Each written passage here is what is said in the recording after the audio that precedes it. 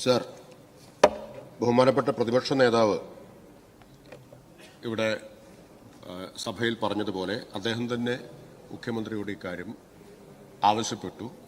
അദ്ദേഹം ഇവിടെ പറഞ്ഞു മുഖ്യമന്ത്രി വളരെ പോസിറ്റീവായിട്ടാണ് അതിനോട് പ്രതികരിച്ചത് എന്ന്. അതിൻ്റെ അടിസ്ഥാനത്തിൽ ഈ സമരം ചെയ്യുന്നവരെ ചർച്ചയ്ക്ക് വിളിക്കുകയും ചെയ്തു. ബഹുമാനപ്പെട്ട ആരോഗ്യമന്ത്രിയുടെ നേതൃത്വത്തിൽ ആ ചർച്ച നടക്കുകയുണ്ടായി. സർ, ചർച്ചയിൽ പ്രശ്നത്തിന് പരിഹാരം ഉണ്ടാകാതിരിക്കാനുള്ള കാരണം സമരരംഗത്തുള്ളവർ നിർബന്ധ ബുദ്ധിയും ശാഠ്യവും പിടിച്ചതുകൊണ്ടാണ് ബഹുമാനപ്പെട്ട പ്രതിപക്ഷ നേതാവ് ആഗ്രഹിച്ചതുപോലെ നമുക്ക് ഈ പ്രശ്നത്തിന് ഒരു പരിഹാരം ഉണ്ടാക്കാൻ കഴിയാതെ പോയത്. സർക്കാരിൻ്റെ ഭാഗത്തു നിന്നുണ്ടായിട്ടുള്ള ഏതെങ്കിലും പിടിവാശിയല്ല. ചില വസ്തുതകൾ ഒരിക്കൽ കൂടി ഇവിടെ പറയാൻ ഞാൻ ആഗ്രഹിക്കുകയാണ് ഇതുമായി ബന്ധപ്പെട്ട്. സർ,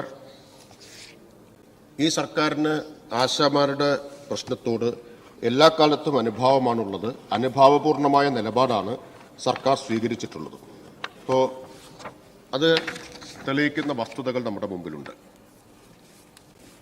ഈ ഗവൺമെൻറ് അധികാരത്തിൽ വരുമ്പോൾ, ഒന്നാം പിണറായി സർക്കാർ അധികാരത്തിൽ വരുമ്പോൾ ഉണ്ടായിരുന്ന ഓണറേറിയം 1000 രൂപയാണ് 2015-16.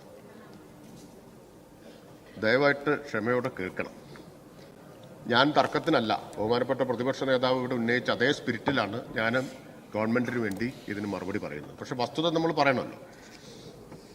16-17 1500, 17-18 2000, 18-19 4000, 19-20 4500, 20-21 5000, 21-22 6000, 23 ഡിസംബറിൽ 7000 ആയിട്ട് വർദ്ധിപ്പിച്ചു. ഇപ്പം നമ്മൾ 7000 രൂപയാണ് ഇവിടെ സംസ്ഥാന സർക്കാർ ഓണറേറിയം കൊടുക്കുന്നത്. സർ, അങ്ങയുടെ ശ്രദ്ധയിലേക്ക്, ബഹുമാനപ്പെട്ട പ്രതിപക്ഷ നേതാവിൻ്റെ ശ്രദ്ധയിലേക്ക് ഞാൻ കഴിഞ്ഞ ദിവസത്തെ പാർലമെന്റിൽ ഒരു മറുപടി ഇവിടെ ശ്രദ്ധയപ്പെടുത്തുകയാണ്. എങ്ങനെയെല്ലാമാണ് വസ്തുതകളെ തമസ്കരിക്കുന്നത് എന്നാണ്. സർ, ഇന്ന് 11-3-2025 രാജ്യസഭയിൽ കൊടുത്ത മറുപടിയാണ്. അതിൽ ചൂണ്ടിക്കാണിക്കുന്നത് സംസ്ഥാനങ്ങൾ കൊടുക്കുന്ന ഇൻസെന്റീവിനെ കുറിച്ചുള്ളതാണ്. Kerala ₹6,000 per month as ASHA honorarium from state government fund. സമരം ചെയ്യുന്നവർക്കും തർക്കമില്ല, നമുക്ക് എല്ലാവർക്കും അറിയുന്നതാണ് കേരളത്തിൽ 7000 കൊടുക്കുന്നുണ്ട്. കേന്ദ്ര സർക്കാർ പാർലമെന്റിൽ കൊടുത്തിട്ടുള്ള മറുപടി 6000 എന്നാണ്. ഈ സമരം നടക്കുമ്പോൾ കൊടുത്തിട്ടുള്ള മറുപടിയാണ്. ഇവിടെ സമരം നടക്കുമ്പോൾ ഇതെന്താണ് സർ കാണിക്കുന്നത്? സംസ്ഥാനത്തിനോട് ഈ സാധാരണ പാർലമെന്റിൽ ചോദ്യം വന്നാൽ സംസ്ഥാനത്ത് നിന്ന് വിവരം ശേഖരിച്ചിട്ടാണ് മറുപടി കൊടുക്കുക. ഇവിടെ നിന്നൊരു വിവരവും ശേഖരിച്ചിട്ടില്ല, ഒരു വിവരവും ശേഖരിച്ചിട്ടില്ല. അപ്പോൾ രാഷ്ട്രീയ ലക്ഷ്യമല്ലേ നമ്മൾ ഇതിലൊക്കെ സംശയിക്കേണ്ടത്? ആർക്കും തർക്കമില്ലാത്ത വസ്തുതയാണ് 7000 കൊടുക്കുന്നു എന്നത്. എന്നിട്ട് പാർലമെന്റിൽ കൊടുക്കുന്ന മറുപടിയിൽ 6000 എന്ന് എഴുതി വച്ചിരിക്കുകയാണ്. സർ, വേറൊരു പ്രചരണത്തിന്റെ കൂടി വസ്തുത ഈ മറുപടിയിൽ നിന്ന് വ്യക്തമാവുന്നുണ്ട്. അത് നമ്മുടെ മാധ്യമങ്ങളൊക്കെ നടത്തിയൊരു പ്രചരണമാണ്. സിക്കിമിൽ 10000 ഉണ്ടെന്നുള്ളതാണ്. Monthly fixed honorarium, Sikkim monthly fixed honorarium of ₹6,000 disburse from state fund.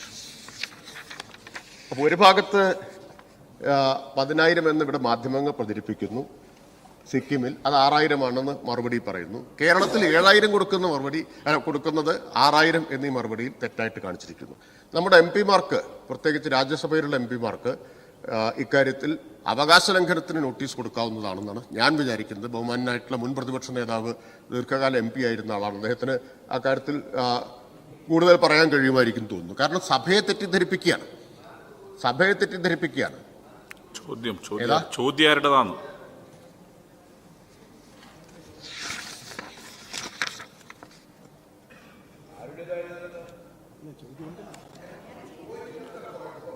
ചോദ്യം ഹാരിസ് ബീരാൻ. അദ്ദേഹത്തിന് തന്നെ കൊടുക്കാവുന്നതാണ്. അവകാശ ലംഘനത്തിന് നോട്ടീസ് കൊടുക്കേണ്ടതാണ്. കാരണം അദ്ദേഹത്തിന്റെ അവകാശത്തെയും സഭയുടെ അവകാശത്തെയും എല്ലാം തെറ്റിദ്ധരിപ്പിച്ച് ജനങ്ങളെ മുഴുവൻ വഞ്ചിച്ചിരിക്കുകയല്ലേ.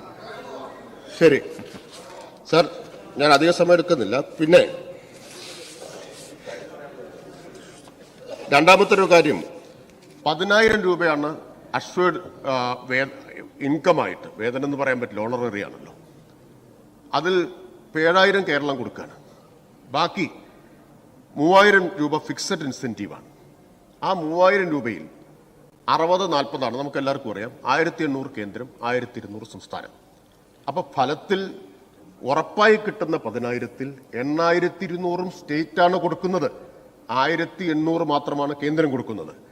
സർ, ന്യായമായിട്ടും സമരത്തിൽ ഉന്നയിക്കേണ്ട ഒന്നാമത്തെ ആവശ്യം എന്താണ്? 10,000 ഇപ്പോൾ ഉറപ്പ് കിട്ടുന്നു, പിന്നെ 3,200 പെർഫോമൻസ് ബേസ്ഡ് ഇൻസെന്റീവ് ഉണ്ട്, 3,200. അപ്പോൾ അതും കൂടി ചേർക്കുമ്പോൾ 13,200 വരെ വരും. 10,000 സുനിശ്ചിതമായിട്ട് കിട്ടുന്നതാണ്. അതിൽ 8,200 കൊടുക്കുന്നത് സംസ്ഥാനമാണ്. സമരാർക്കെതിരെ, സംസ്ഥാനത്തിനെതിരെ 1,800 മാത്രം കൊടുക്കുന്ന, അതും മാസങ്ങളായിട്ട് കുടിശ്ശികയാണ്. വലിയ കുടിശ്ശിക. ഈ തുച്ഛമായ പൈസ തന്നെ കിട്ടിയിട്ടില്ല. എന്നിട്ടും സംസ്ഥാനം കൊടുക്കുകയാണ്. അപ്പോൾ ആദ്യമായിട്ട് ന്യായമായിട്ട് ഈ സമരം ആർക്കെതിരെയായിട്ടാണ് വരേണ്ടത്? പക്ഷെ വന്നിട്ടുള്ളത് എങ്ങനെയാണ്? ഇനി സർ, ഈ സമരത്തിന് ഒരു പ്രശ്നം കൂടിയുണ്ട്. ഇപ്പോൾ അങ്ങയുടെ ട്രേഡ് യൂണിയൻ INTUC, മുസ്ലിം ലീഗുമായിട്ട് ബന്ധപ്പെട്ട trade union STU, CITU, AITUC ഉൾപ്പെടെ ഒരൊറ്റ കേന്ദ്ര ട്രേഡ് യൂണിയനും ഈ സമരത്തിനൊപ്പമില്ല. എന്തുകൊണ്ടാണ് സർ? അവരെല്ലാം തൊഴിലാളി വിരുദ്ധരായതുകൊണ്ടാണോ? എന്തുകൊണ്ടാണ് ഒറ്റ കേന്ദ്ര ട്രേഡ് യൂണിയനും ഈ സമരത്തെ അംഗീകരിക്കാത്തത്? കാരണം വളരെ വ്യക്തമാണ്, ന്യായമാണ് അവരുടെ നിലപാട്, ട്രേഡ് യൂണിയനുകളുടെ നിലപാട്. സർ, എല്ലാ ട്രേഡ് യൂണിയന്റെയും നിലപാടാണ്. INTUC state president and President of All Kerala Pradesh Asha Workers Congress, R. Chandrasekharan, has said that the top Congress leaders should have contacted the INTUC before it. അത് വേറെ വിഷയം. എന്തുകൊണ്ടാണെന്ന് അദ്ദേഹം പറയുന്നുണ്ട്. INTUC and Asha Workers organizations have been demanding that these workers should be accepted as laborers/employees and not as health volunteers. അതാണ് ഇതിന്റെ അടിസ്ഥാന പ്രശ്നം. ഇവരെ ഹെൽത്ത് വർക്കേഴ്സായിട്ട്, ജീവനക്കാരായിട്ട് അംഗീകരിക്കണം എന്നതാണ് എല്ലാ കേന്ദ്ര ട്രേഡ് യൂണിയനുകളും ഉന്നയിക്കുന്ന ആവശ്യം. വോളണ്ടിയേഴ്സായിട്ട് അംഗീകരിക്കണം എന്നുള്ളതല്ല.